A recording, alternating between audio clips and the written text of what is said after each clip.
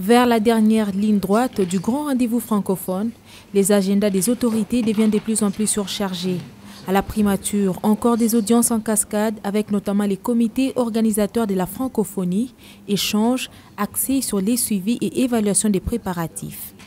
Il est tout à fait logique, important, que le chef du gouvernement, de surcroît, le chef du gouvernement, en l'absence du chef de l'État, soit informé au quotidien de l'évolution des choses.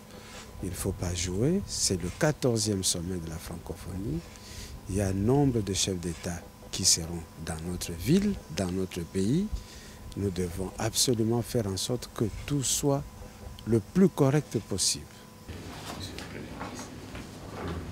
Pour un succès des tailles, tout le monde a le devoir de mettre la main à la pâte, d'où cette autre audience accordée au ministre des Ressources hydrauliques et électricité en vue de l'amélioration des dessertes en eau et en électricité.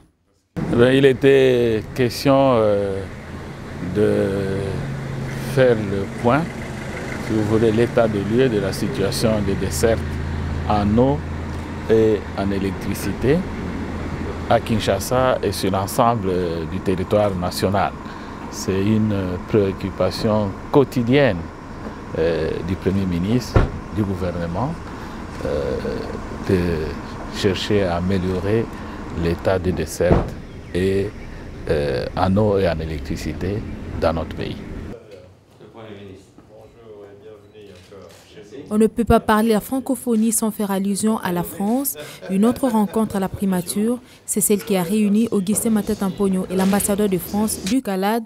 Avec ses diplomates français, les discussions ont tourné sur les préparatifs du rendez-vous des francophones et aussi de la crise qui prévaut dans la partie est du pays. Il est très attentif au sujet dont les différents travaux d'aménagement avancés, dont l'organisation se présentait.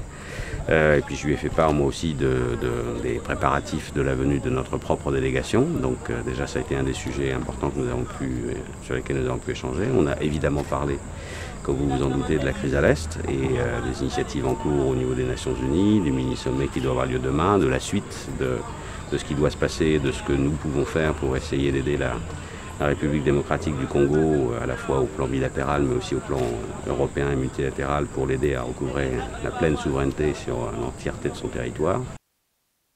À noter que, désormais, c'est chaque jour qu'il y aura des réunions d'évaluation en vue de suivre de près la situation.